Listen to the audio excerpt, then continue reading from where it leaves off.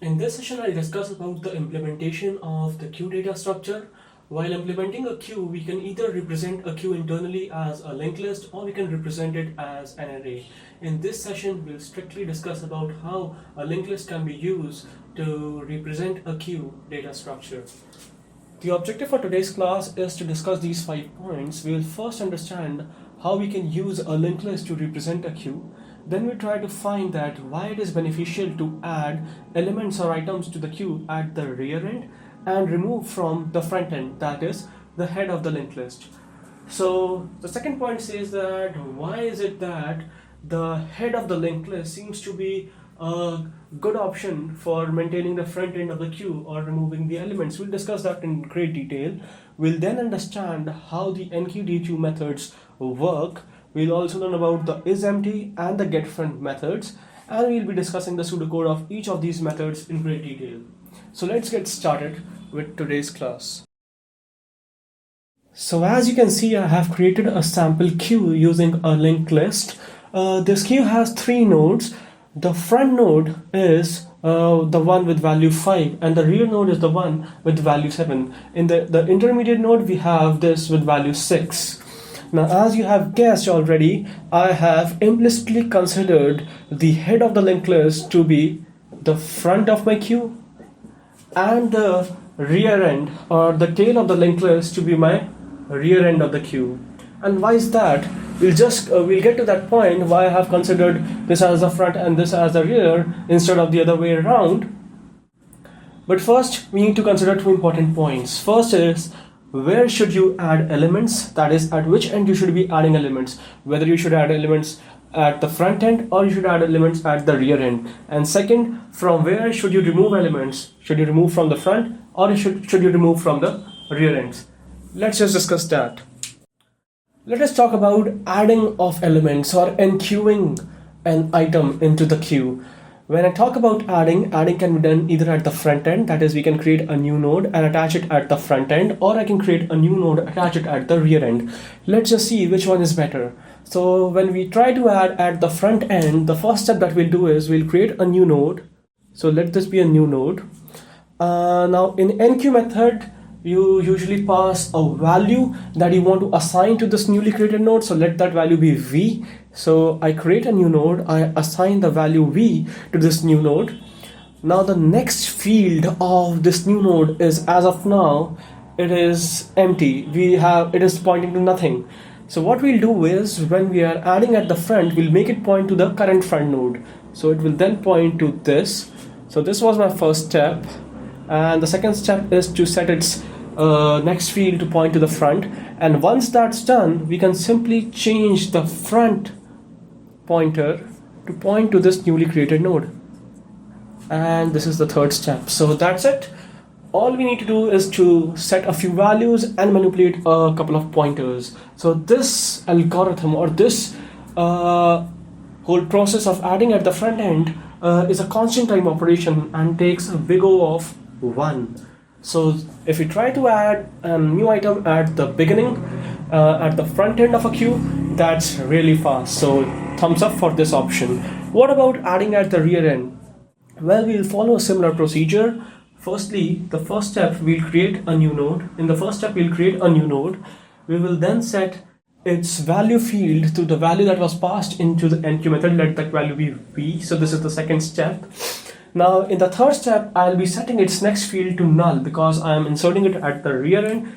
There is no node that is coming after that. So this is set to null. And then I'll simply set the next field of the rear node of the queue to the new node. So this is step 4. And finally, I'll remove this link and make the rear end point to this newly created node. So once again, all we need to do is just assign a few values and manipulate a couple of pointers. So this is also big O of 1. That is, whether we try to add at the front or we try to add at the rear end, both of them are constant time operations and are very fast. Let us now see, is it the same when we try to remove elements from the front and from the rear end? So let us now talk about the remove operation, also known as the DQ operation. There are again two choices. We can either remove from the front end and we can remove from the rear end. When you try to remove from the front end, in the first step we do is that we'll return the value that is in the front node. Once we have done that, next we will delete this node, and in the third step we will make the front pointer point to the next node, such that when we get the updated queue, it has only these two nodes, with this node being the front of the queue. On the other hand, if I'm trying to remove from the rear end, again I'll return the value in the rear node. I'll delete this and make the rear pointer point to the previous node, such that the new queue, the updated queue, has only these three nodes, with front being this and rear being this. This has vanished. Now let us see what happens when we actually try to do that. So let's see. If I'm removing from the front end, the first thing that I'll do is I'll store away the value in the front node in some local variable. Right, so in local variable, I'll store away the value. This is step 1.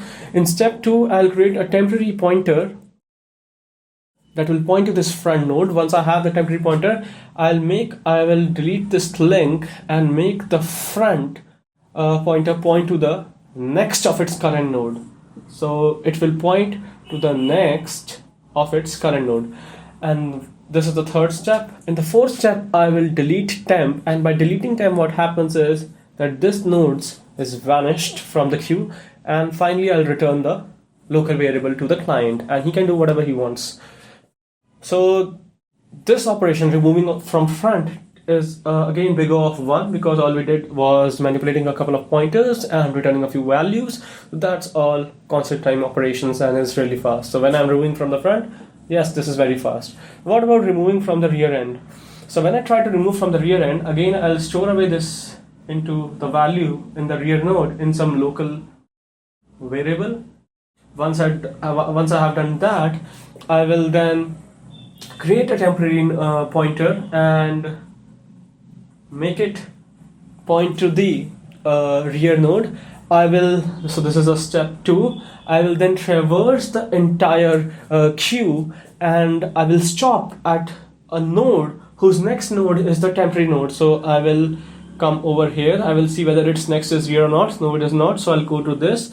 No, it's not. Then I'll come this. Is the next node of this node is the rear node? Yes, it is. So I'll make the rear pointer point to this node, and upon doing that, this link is broken. In the fourth step, I will delete this node, and finally I'll return this local value. Now what happened in this case?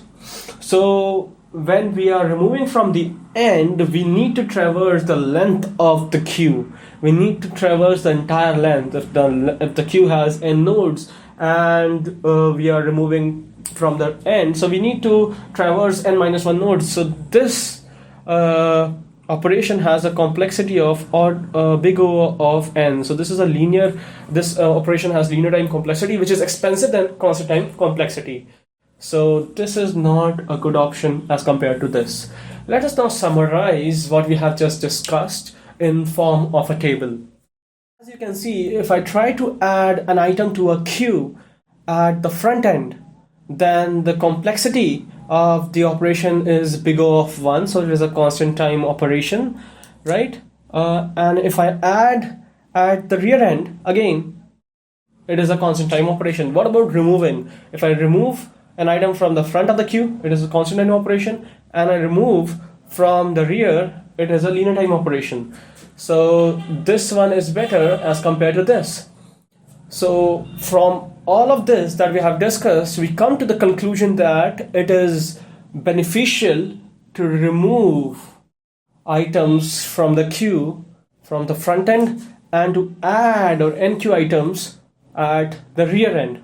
So now we have seen why, when I showed you the sample queue at the beginning of the lecture, I was considering the head of the linked list as the front end of the queue and the tail of the linked list as the rear end of the queue, so that when I perform the remove operation from front, it has a constant time complexity, and when I perform the add operation at the rear end, again it has a constant time complexity. Now that we have understood where to add and from where to remove, let us just quickly go through the enqueue and dequeue method in practice. So let us now just quickly go through this example where I have shown you how the dequeue and the enqueue method work. So suppose this is our queue that has 3 nodes, 5, 6 and 7, and the front pointer is pointing to this head of the linked list, whereas the rear is pointing to the tail of the linked list. Now if the client of the code invokes the dequeue method, remember what dequeue does? It will simply return the value in the front node and then delete the front node such that the new front will be its next node. So as you can see here, we returned 5, this is returned, then we delete this node. I will then make the front point to this, and the updated queue will be something like this. We have 6 and 7 with front pointing to the node with value 6. Then suppose the user invokes the method enqueue5. So remember, when we enqueue or add elements, it is done at the rear end. So I will create a new node, set its value to 5, set its next pointer to null, and then simply manipulate the rear pointer such that the updated list is something like this, right? So this is a quick example about how the enqueue and dequeue methods work. Next we'll be discussing about the pseudocode of the enqueue and the dequeue methods. Now before we see the pseudocode for the enqueue method, let us now analyze the enqueue method. So as you can see, when the client invokes the enqueue method with an argument, we can have two cases. We can have an empty queue, or we can have a queue with nodes in them. So if the queue is empty, it means that this is the first time the client has invoked the enqueue method. So what we'll do is we'll simply create a new node. We will set its value to the argument that was passed and set its next field to null. And once you have done that, we will set the front and rear, which were pointing to null previously, to point to this newly created node. So this is how the case 1 can be resolved. What about case 2 if the queue is not empty? So again, we'll create a new node, set its value to the argument that was passed, set its next field to null, and then manipulate the rear pointer so that its next points to the new node and the rear points to the rear is now pointing to the new node as well. So that's it. That's how the enqueue method works. Now, if you may have observed, the first two steps in either of the cases, that is creating a new node, setting its argument value, and setting the next field as null, is similar. So when we'll be implementing this data structure using C++, you'll see that I will not be repeating this code. Let us now discuss the pseudocode for the enqueue method, which is actually very easy if you understood the explanation a few minutes back. So first step is to create a new node. In the second step, we'll set its value to the argument that was passed to the enqueue method. And in the final and in third step, and then in the second step itself, I'll set the next field to point to null. Why we are pointing to null? Because we're adding always at the rear end, and there will be no node coming after the current node. Then in the third step, if we will check if the queue is empty or not. If the queue is not empty, that is, there are already elements in the queue, we will set the next of the rear node, point to this newly created node. We will then set the rear pointer point to the newly created node, right?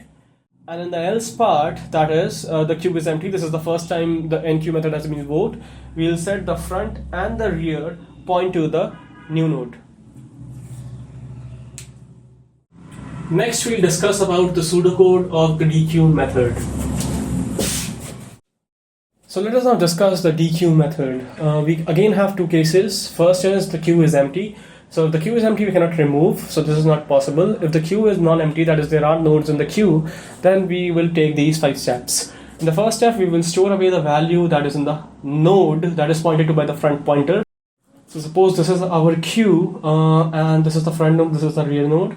So I will store away the value in some local variable. Then I will make a temporary pointer point to this front node, right? In step 3, I will set the front to its next. So the front will now point to its next. This link no longer exists. I will delete temp. By deleting temp, this node no longer exists, and I'll then return the value. So that's the pseudocode for the dequeue method. We will now look at the pseudocode for the two helper methods, the getFront method and the isEmpty method. So the job of the getFriend method is to simply return the value that is in the front node. Unlike the dequeue method, it will only return value without removing or deleting the front node. The isEmpty method, it will simply check if the queue is empty or not. This is a helper method that will be very useful in adding elements to queue as well as removing. So that was the queue data structure for you. I hope that you have understood each of these methods very clearly, and I would recommend you to just go to your computers and implement these methods in any programming language of your choice.